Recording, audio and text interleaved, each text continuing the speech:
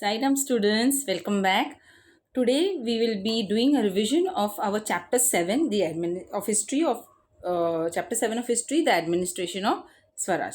We have already learned the lesson in three different parts. So today we will be having a quick revision of this lesson. What have we learned? What did in the beginning we learn? What was this administration of Swaraj? Okay. Now when Shivaji Maharaj, we have already learned that Chhatrapati Shivaji Maharaj got himself coronated in twice, yes, once at Raigad by Gaga Bhatt and once by Gosavi Pandit. He got himself coronated by the tantric, by two religious ways, traditions which he was followed. Okay, now when he was coronated, yes, when Shivaji Maharaj got himself coronated, the reason was that he wanted to gain recognition for Swaraj, right? So when this he wanted to gain recognition for Swaraj, he had something in mind. Yes, how to have the administration of Swaraj. So the when he got himself coronated, at the same time he had appointed the Ashtapradhan Mandal. Yes, we have already learned what is Ashtapradhan Mandal. Ashtapradhan Mandal was the council of 8 ministers, which were the ministers who were appointed by Chhatrapati Shivaji Maharaj. These ministers were appointed on basis of their merit and achievements. Shivaji Maharaj did not grant them any jagirs or any land for their work. Instead, they were paid in salaries. Okay. So over here we have the table of the Ashtapradhan Mandal of Shivaji Maharaj. Where there were these 8 departments. Each department had a head of that department to look up to the matters related to it. First was Moro Trimbak Pingle, who was the Pradhan, and his responsibility was running the administration and making arrangements for the conquered territories. Next was the Amatya. The Amatya was Ramchandra Nilkanta Muzumdar, who kept the accounts of the state. Next was the Sachiv Annaji Datta, who prepared royal edicts.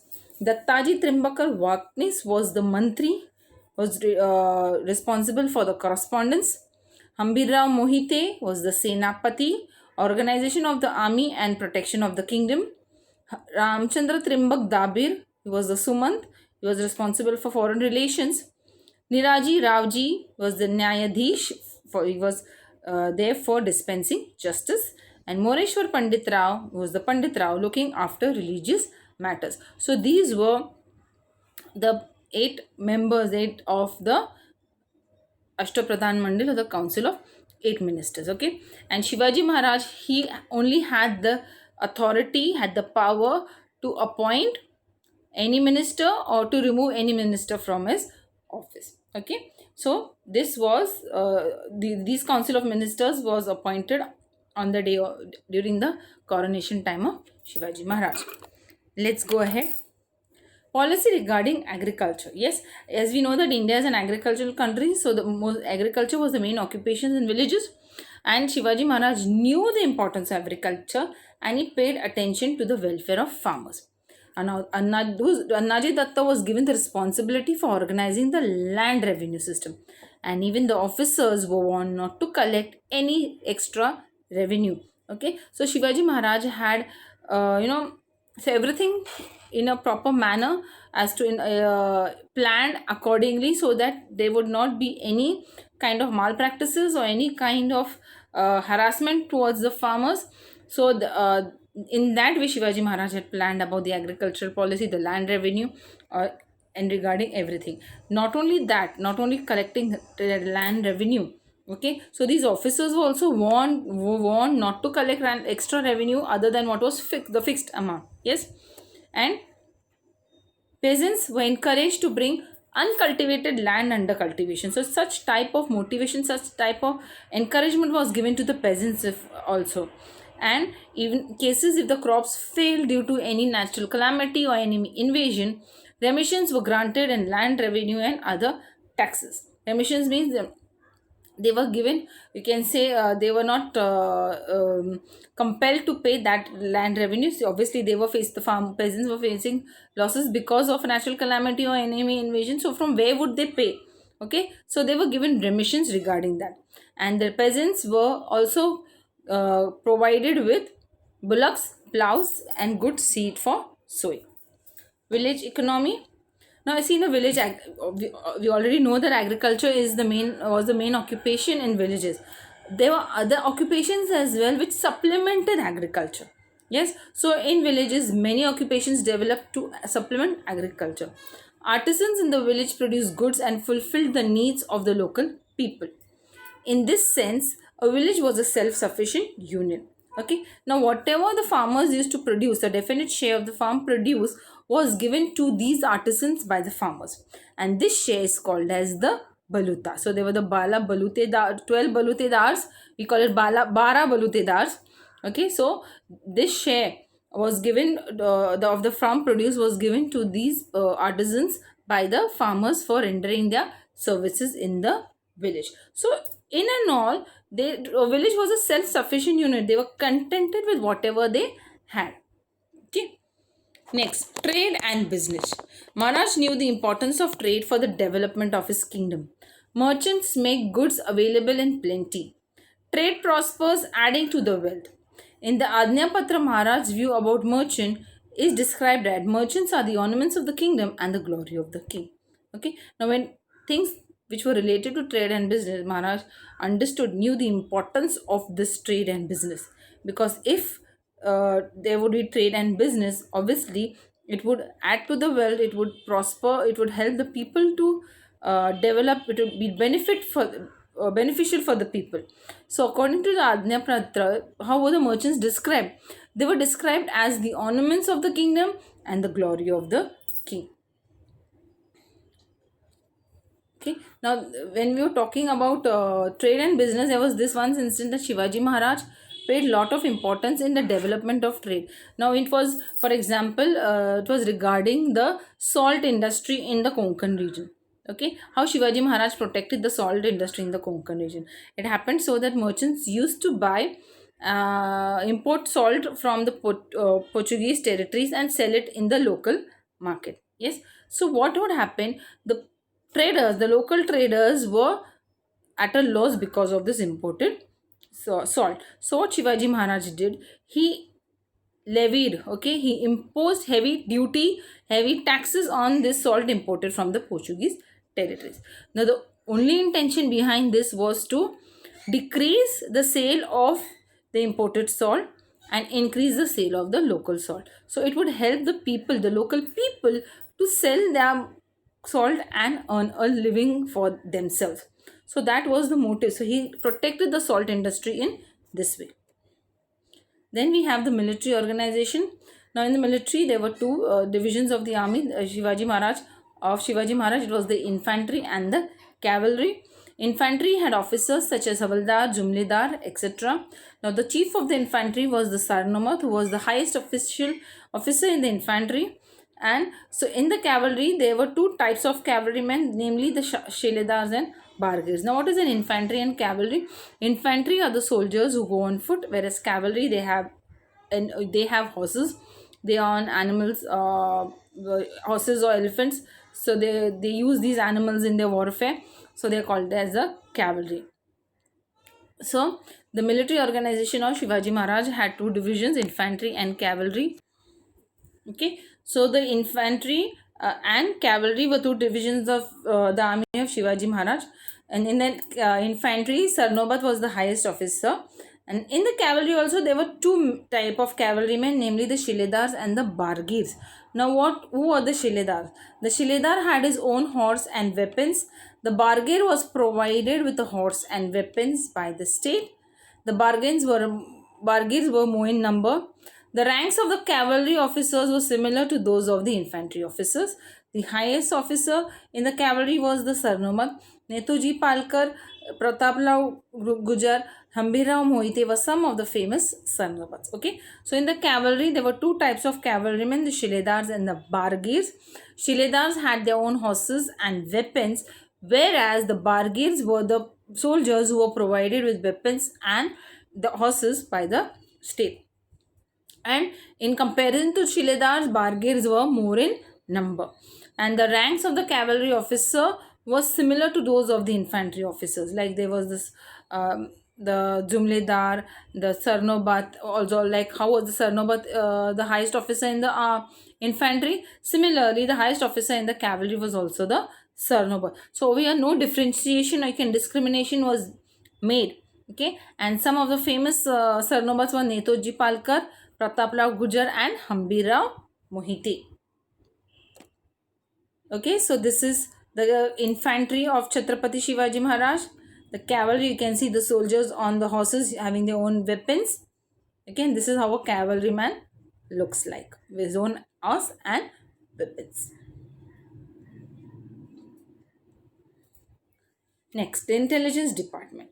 Now, getting recognition for Swaraj was not a cakewalk for Shivaji Maharaj. Yes, was not an easy task for Shivaji Maharaj, because he had lot of oppositions from the Mughals, the Adil Shah, the Siddhi. Many people opposed to the establishment of Swaraj.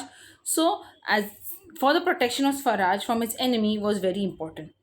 Now, for this, it was necessary for him to know what was going on, what would the enemies be doing. So, it was necessary to get precise and timely information about the movements of the enemy. Now, this responsibility was given to the intelligence department for obtaining this information and submitting this information to Chhatrapati Shivaji Maharaj. And Bahirji Naik was the head of this department. Now, he had collected the accurate and detailed information about Surat before the raid. Yes, now we already learned in our sixth lesson about the raid on Surat. Shivaji Maharaj had raided Surat. Yes, so before going on to raid Surat, lot of information, lot of planning, lot of thinking was done as to how it could be implemented. This raid would be implemented. So this responsibility, yes, Bahirji was given to Bahirji Naik, who had collected accurate and detailed information about Surat before the raid. Forts. Okay, lots of importance was given to the forts in the medieval period. Possession of a fort made it possible to keep an eye on the surrounding area. In case of any foreign invasion, it was possible to protect the people taking shelter in the fort. The fort was utilized in many ways, like stock the fort with food grains, war materials, ammunition, and military garrison. Shivaji Maharaj had given a lot of importance to forts. Yes, we also learned it as according to the Treaty of Purandar, he had handed over 23 forts to the Mughals, but later on he took not 20, he took more than what he had given. Yes, he had given 23 forts, but he recaptured 27 forts within a period of 4 months. We have already learned about this. So this importance, why did Shivaji Maharaj give importance to forts? Because it was easy, it was it was very easy to keep an eye on the surrounding areas, to have a watch over the uh, enemy activities, and in case of any foreign invasion, people who could take shelter in the fort, it would be possible to protect them. And also it was possible to stock up things in the fort, like the food grains, war materials, ammunition, and other things. Now there were around 300 forts within Swaraj. Okay, and Shivaji Maharaj gave a lot of importance to them. He spent a considerable amount of on the building and repair of forts. Okay, now there were the kiledar, the subnis, and the karkhanis on every fort. The karkhanis looked after the storage of food grains and the maintenance of war material on the fort. So you can see how much importance Shivaji Maharaj gave to forts. Okay, 300 forts in Swaraj. Yes, and not only that, Shivaji Maharaj had spent a considerable amount in the building as well as repairs of the forts which he was under the control of Swaraj. Okay, so there was a kiledar, the subnis, and karkhanis on every fort, and the karkhanis had the responsibility to look into the storage of food materials and maintenance of war material on the fort. Okay, sea forts. Yes, sea forts were also of great importance. We have learned about the hill forts which Shivaji Maharaj had under his control. The Raigad, Rajgarh, Vishalgarh. All these are hill forts. Yes. Now, what are sea forts? Sea forts are the forts which are built in the sea. So, lot of importance was given to the sea forts as well. Okay, like Sindhudurg at Malwand is an excellent fort built by Maharaj. Okay, so to strengthen this fort, 5 khandis is a measurement of that time, okay, of lead was poured into its foundation. Okay, so that strong Sindhudurg is. Another fort to counter the Siddhi power which was built was the Padma Durg. Okay, so here we have the Sindhudurg. This is the Kolaba fort of Alibag. This is the Vijayadurg fort, and we have the Murud Janjira. All these are sea forts. Navy, yes. Shivaji Maharaj and army, the infantry and the cavalry, now navy also. Okay, so enemies on the west coast of India, the Portuguese of Goa, the Siddhi of Janjira, and the British factors of Surat and Rajapur created obstacle in the expansion of Swaraj. We have already learned this. Now to curb, to control these activities and also to protect the western coast, Maharaj raised an army. Maharaj realized that one who has a raised a navy. Sorry, Maharaj realized that one who has a navy controls the sea. You have so so when Shivaji Maharaj raised a navy of his own. Yes, so Shivaji Maharaj is called as the father of Indian Navy. Yes, children, it is right. Chhatrapati Shivaji Maharaj is known as the father of Indian Navy. He realized that if the one who has a navy controls the sea, you can have can one to one, face to face with your enemies if you have a navy of yourself. Okay, so to curb the activities of the enemies, Shivaji Maharaj raised a navy, and all that strengthened the power of Swaraj. Okay, so the father of Indian Navy, these are the ships which were there in the navy of Shivaji Maharaj, the Gurab and the Galbat and even Pal. There were around 400 ships in the navy of Shivaji Maharaj. Okay, concern for the welfare of his subjects. Okay, Shivaji Maharaj wanted to expand Swaraj, wanted to have gain Swaraj the recognition, but at the same time also he wanted his people, his subjects to be benefited. Okay, so Shivaji Maharaj did not work only for the expansion of Swaraj but also for the welfare of his people. He was aware that if his subjects were to really get the free joy of freedom, it was necessary to have a disciplined administration, take comprehensive care of people's welfare, and protect the conquered territories. Okay, so how would he take, help the people benefit? How concerned he was for the welfare of his subject? So for that, he had an administration system of his own, a disciplined administration to take comprehensive care of the people welfare and also to protect the conquered territories. So if these conquered territories were protected, it was useful for Shivaji Maharaj to take care of his people also. Okay, so these were this you can say was the administration of Swaraj which helped Swaraj to you know to gain recognition, to become strong and to create a name for itself. Yes, so this is what we have learned in our chapter 7, the administration of Swaraj. I hope children you have understood this. Okay, so next time when we meet we'll be starting with a new lesson. Till then, stay safe. Sai Ram children, and wishing all of you a very happy Diwali. Have a safe Diwali. Enjoy your vacation. Stay safe. Goodbye children.